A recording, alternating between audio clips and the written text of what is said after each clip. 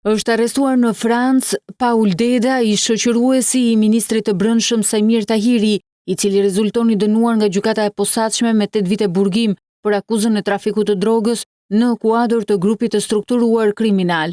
Nga hetimet e kryera rezultoi se Paul Deda, në bashkëpunim me shtetat shqiptar dhe italian, kanë tentuar të trafikojnë në Itali nëpërmjet rrugës detare 1016 kg lëndë narkotike kanabis sativa të kultivuar në Shqipëri. Sasia e lëndës narkotike u sekuestrua në Bari nga policia italiane. U gjithashtu arrestuan 2 pjesëtar të kësaj organizate kriminale.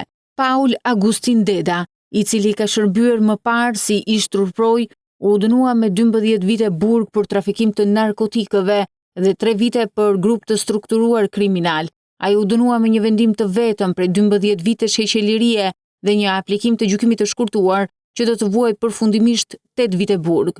Dënimet e njëjta u dhanë edhe për 2 anëtar të tjerë të këtij grupi të strukturuar kriminal me aktivitet trafikimin e lëndëve narkotike, 2 të pandehurit, Leonida Sejdiaj dhe Hamid Seferi, të cilët dhe këta kishin kërkuar gjykim të shkurtuar. Vendimi u mor nga trupi gjykues i përbërë nga gjyqtarët Aurel Arapi, Ilir Përdeda dhe Ardit Mustafaj. Rezultatet e hetimit disa vjeçar të zhvilluar nga autoritetet shqiptare me ato italiane të koduar si operacioni Shpirti u njoftuan gjatë një konference për shtyp të zhvilluar nga SPAK dhe antimafia italiane më 4 korrik 2021.